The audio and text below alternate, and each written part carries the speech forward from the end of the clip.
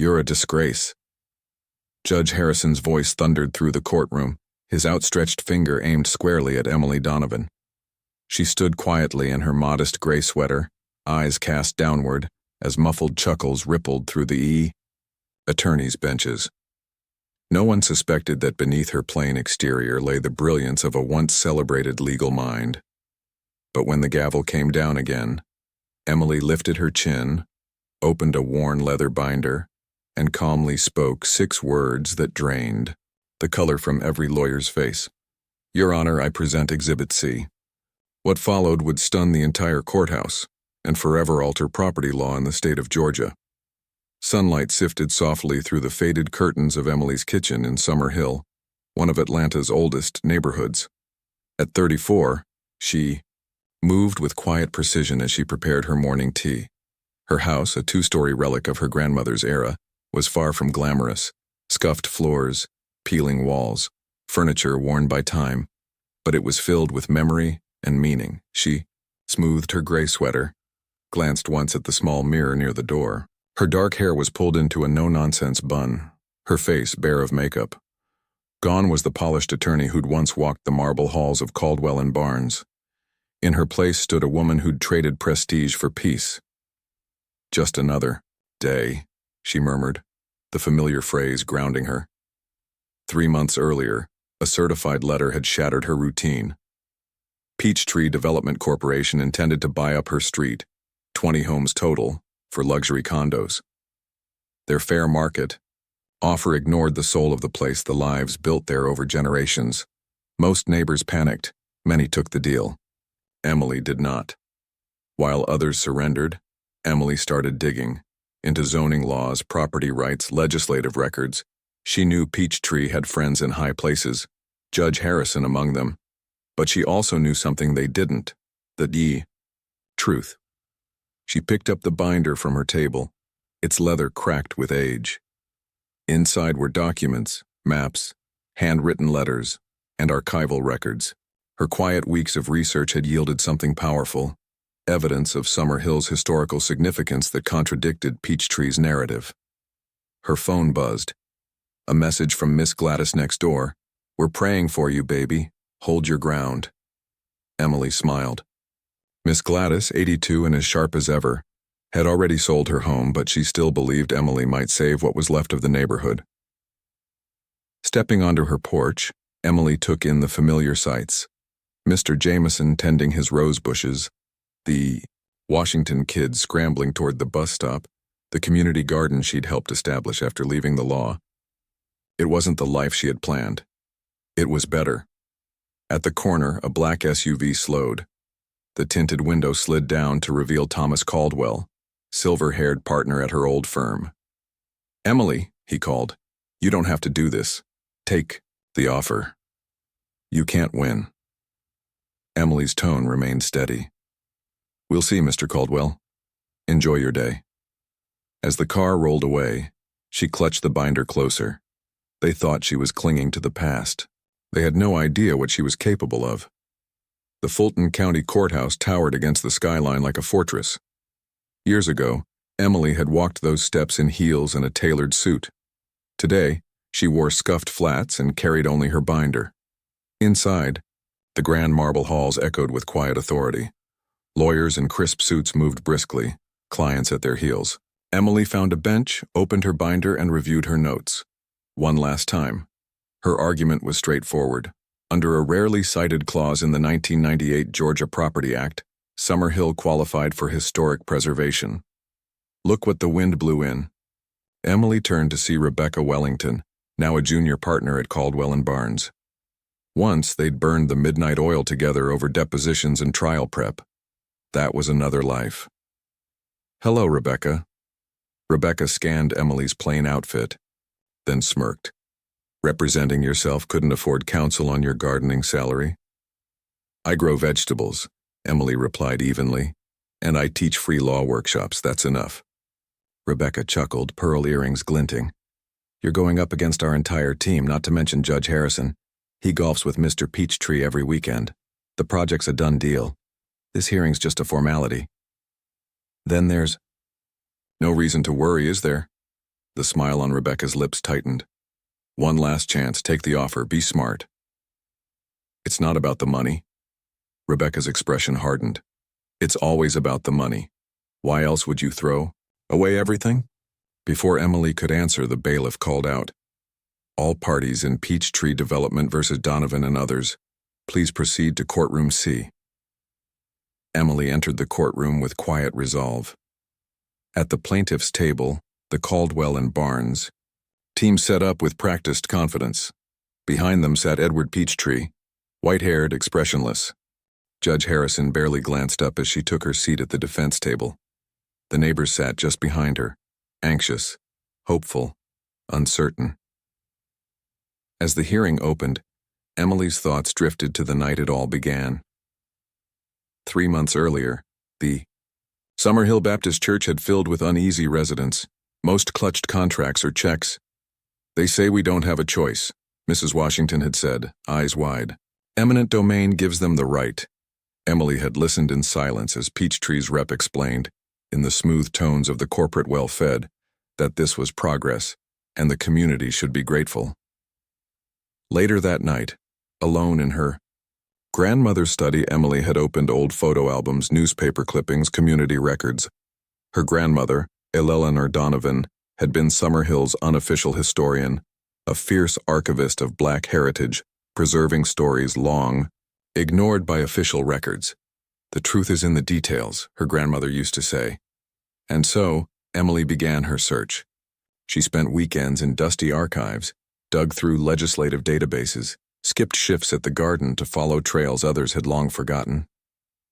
What she found, buried deep in a footnote of the 1998 amendment, Section 47B, was a revelation. Buried, in the dense legislative language of the 1998 Georgia Property Act, was a forgotten clause. Properties tied to the documented heritage of marginalized communities required a special preservation review, one that superseded standard eminent domain procedures. The clause had never been tested. Most likely, it had never even been noticed. Slipped into the bill by a retiring Black state senator as a quiet act of resistance, it was overshadowed by the bill's broader focus on commercial zoning. Emily Donovan would never forget the moment. She uncovered it, tucked away in the archives like a secret waiting to be found. Her fingers had trembled as she copied the pages. This obscure subsection might be the very key to saving her neighborhood. But the law was only one half of her argument. To make the provision matter, she had to prove, without room for doubt, that Summerhill was historically significant. So she began the harder work, digging through church archives, interviewing elderly residents, cross-checking census data, and assembling a mosaic of Summerhill's rich, often overlooked legacy. Piece by piece, she built the case. The turning point came in her attic. In an old box, she found her great-grandmother's journal. Amelia Donovan, community leader, civil rights activist, had opened her home during the 1960s to organizers planning the Atlanta sit-ins. In its worn pages were handwritten accounts of strategy meetings, letters from well-known civil rights figures, and heartfelt notes thanking Amelia for her unwavering hospitality. That house, Emily's house, was more than just a home. It was history. She organized her findings into 3 exhibits. Exhibit A, the legal framework for preservation under the 1998 amendment. Exhibit B, community-wide evidence of Summerhill's historical and cultural legacy. Exhibit C, proof of her home's central role in the civil rights movement, including a photograph with a devastating implication. That final photo, which she had intentionally held back from her initial filing, showed a young Edward Peachtree standing among anti-integration counter-protesters, the same man now aiming to bulldoze the neighborhood he once opposed. All rise for the Honorable Judge William Harrison. The courtroom stood as the judge entered, his face fixed in the neutral expression of someone who'd already made up his mind. He shuffled his paperwork, adjusted his glasses, and surveyed the room, his gaze lingering on the row of attorneys at the plaintiff's table, then pausing with evident irritation on Emily. "In the matter of Peachtree Development Corporation versus Donovan et al., he began. "Counsel for the plaintiff is present." He gave Caldwell and Barnes a courteous nod. And Miss Donovan is representing herself? Emily stood. Yes, Your Honor. Proceed. Thomas Caldwell rose, voice smooth. Your Honor, we'd like to note that our client has extended generous settlement offers to all parties involved. Frankly, we believe this hearing is unnecessary, a misuse of the court's time and resources. Judge Harrison offered a small, understanding nod. Duly noted. Miss Donovan, are you aware you're going up against one of the best legal teams in the state? The City Planning Commission has already approved this project. I am aware, Your Honor, Emily replied, calm and firm. However, and yet you still believe you're qualified to speak for yourself and your entire neighborhood? His tone dripped with disbelief. Snickers echoed from the plaintiff's table. Emily remained unfazed. Yes, Your Honor, I intend to present evidence under subsection 47B of the 1998 Property Act. The judge raised a hand, cutting her off. Yes, I've seen your filing. While I appreciate your enthusiasm, this court runs on a tight schedule. Your Honor, if you'll allow me to walk you through Exhibit A. This isn't a civics class, Miss Donovan, the judge snapped, eyeing her binder like it was a stack of conspiracy theories. We don't have time for amateur lectures on forgotten statutes. Laughter, this time less stifled. Rebecca Wellington smirked at the plaintiff's table, whispering to her colleague. Then Judge Harrison leaned forward, pointing a finger directly at Emily. You're wasting this court's time pretending to be a lawyer. Real livelihoods, real development, real progress is at stake. Emily didn't flinch. Your Honor, Caldwell cut in. We respectfully move for summary judgment. I'm inclined to agree, the judge said. Unless by some miracle Miss Donovan has unearthed a smoking gun. Emily's voice cut through the room with quiet force. Actually, Your Honor, I'd like to present Exhibit C. The bailiff took the folder from her and brought it to the bench. As Judge Harrison flipped through its contents, the room held its breath. Subsection 47B of the Property Act, Emily said clearly, requires special review for properties linked to historically marginalized communities. It has never been enforced, not because it lacks merit, but because no one knew it existed. Judge Harrison's eyes narrowed. I'm aware of the law, Miss Donovan. With respect, Your Honor, I doubt most people are aware of this subsection. Emily continued, stepping forward. It was inserted by Senator James Marshall just before his retirement, and it's buried deep in the legislative text. Thomas Caldwell stood abruptly. Your Honor, this is preposterous. If such a clause were relevant, we would have found it. Emily didn't miss a beat. Page 347, paragraph 3, lines 15 through 29, she recited. I've included the legislative transcript and Marshall's explanation in Exhibit A. The judge turned back to the earlier exhibit with a scowl, flipping pages until he found it. His jaw tightened slightly. Even if this clause is valid, he said slowly, you'll still need to prove significant historical importance. I have, Emily answered. Exhibits B and C provide that evidence. She stepped beside the easel where the court clerk had placed copies of her photos and documents. Summer Hill is one of Atlanta's oldest historically black neighborhoods, founded after the Civil War by formerly enslaved families. During the Civil Rights era, it became a key location for organizing efforts. Emily gestured toward a highlighted image in Exhibit C. This is my great-grandmother's home. My home. It hosted meetings for the Atlanta sit-ins, voter registration, drives, and planning sessions for civil rights protests. Letters from major civil rights leaders confirmed this. The courtroom was still. She took a breath and added, and finally, there's a piece of personal history that Mr. Peachtree appears to have withheld. At the plaintiff's table, Edward Peachtree shifted slightly. Emily tapped on the photograph. This image was taken during a counter-demonstration on Auburn Avenue in April of 1963. The man third from the left, holding a sign against integration, is Edward Peachtree, on the very street he now seeks to raise in the name of development. A collective gasp rippled through the room. Judge Harrison's face flushed as he looked closer at the photo. Furthermore, Emily continued, This raises a potential conflict of interest. Atlanta's Municipal Code, Section 31-6, requires that any such conflicts be disclosed publicly prior to approval of major developments. That disclosure never happened. Thomas Caldwell shot to his feet. Objection. This is slanderous and irrelevant.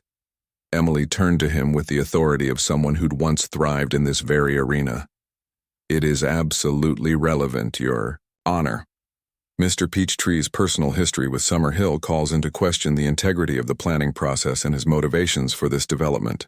Emily faced Judge Harrison with calm resolve.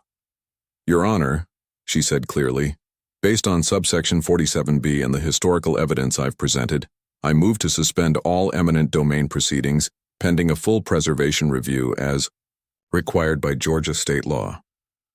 For the first time all morning, the judge didn't interrupt her. His expression, once dismissive, now leaned toward respect.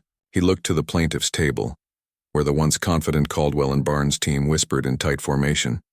Miss Donovan, he asked slowly, where exactly did you learn to speak like that? Emory Law, Emily replied. I graduated first in my class. I spent 4 years at Caldwell and Barnes. A beat passed. The courtroom seemed to inhale. Thomas Caldwell cleared his throat, casting a glance at Edward Peachtree, whose face had gone ghostly pale. That's true, he admitted. Miss Donovan was quite promising. More than promising, Emily added, not unkindly. I was on track for partnership. I worked on high-profile cases, including the Clayton County preservation case, which is remarkably similar to what we're discussing today. The room shifted around her. The case that had seemed open and shut now pulsed with tension. Judge Harrison leaned forward. Then let me ask you, if you were so promising, why did you leave the profession? Emily hesitated only a moment. 5 years ago, I was assigned to represent a developer who planned to tear down a historic black church in Vine City. During discovery, I found records that proved it qualified for historic preservation. She glanced toward Caldwell. When I brought it to my firm's attention, I was told to bury it. I refused. I was pulled from the case. Caldwell stiffened. Your Honor, I'm not sure this is relevant. The church was demolished 2 months later, Emily said, her voice quiet but unwavering. I couldn't stay in a system that erases our history for profit, so I left. A ripple of murmurs swept through the courtroom gallery. Judge Harrison didn't speak for a moment. Edward Peachtree leaned forward, hissing something to his legal team. Rebecca Wellington, scribbling notes beside them, had gone noticeably pale. Emily pressed on. I may have left the legal field, but I never stopped believing in the law's potential for justice. The statute is clear. The evidence is real. Summerhill qualifies. The judge turned to the plaintiff's table. Counsel, your response? Caldwell stood visibly flustered. Your Honor, while Miss Donovan's narrative is compelling, we maintain that the city's eminent domain authority overrides any obscure clause. Obscure doesn't mean invalid, Emily interjected smoothly. And if there's doubt about authenticity, I brought the original documents, verified by the Georgia Historical Society last week. Judge Harrison raised his hand. That won't be necessary, not yet. He studied her a moment longer. I may have misjudged you, Miss Donovan. Emily gave a faint smile. A lot of people do, Your Honor. It's turned out to be an advantage. He called a 15-minute recess to review the documents. When he returned, his demeanor had shifted entirely. The gallery had filled. Word of the courtroom drama had spread. Having reviewed the evidence, he began, this court finds that subsection 47B of the 1998 Property Act Amendment is both valid and applicable in this case. The gallery gasped. Emily's hands stayed still, but her heart raced. The historical relevance of Summerhill has been substantiated. Additionally, Mr. Edward Peachtree's previously undisclosed involvement in counter-protests during the civil rights era constitutes a clear conflict of interest. Peachtree's jaw clenched, but he said nothing. Accordingly, the judge declared, this court issues an immediate stay on all eminent domain proceedings concerning Summerhill. A full preservation review is now legally required. He brought the gavel down. a single solid crack. It was done. The courtroom burst into murmurs. Emily turned and met her neighbors' tearful, joyful faces. Miss Gladys hugged her with trembling arms. Mr. Jameson clasped her hand like a lifeline. "You did it, child," he said. "You really did it." From across the room, Caldwell approached. His expression was unreadable. "Well done," he said, tightly. "Though this isn't over, we'll appeal." Emily nodded. "I expect nothing less, and I'll be ready." Beyond him, Edward Peachtree rose without a word and stormed from the courtroom. The war wasn't over, but today they had won the first battle, and it had been hard won with truth, grit, and the kind of legal skill they hadn't expected from a woman in a gray sweater. 1 year later, the sun was warm as Emily knelt in her garden, gathering tomatoes in a worn basket. Down the street, children played where civil rights leaders had once walked. Miss Gladys waved from her porch, regal as ever. 6 months earlier, Summer Hill had received its historic preservation designation.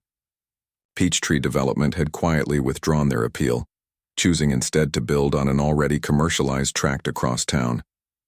The ripples had spread. 3 other historically black neighborhoods had since invoked subsection 47B to fight their own legal battles. The garden gate creaked. Rebecca Wellington stepped in, dressed in jeans and a linen blouse, a far cry from the heels and pearl earrings of their courtroom days. "The legal clinic's full again," she said, accepting. A tomato with a smile. 2 new neighborhoods need help. After the trial, Rebecca had left Caldwell and Barnes. She and Emily had founded the Summer Hill Community Law Project, offering pro bono counsel to vulnerable communities. "We'll help them," Emily said, brushing dirt from her hands. She looked, back at her street, at the home still standing, the history still breathing. To some, she was still just a woman in a plain gray sweater. But Emily knew better now. Sometimes the strongest power isn't in appearance, it's in conviction, in preparation, in refusing to back down.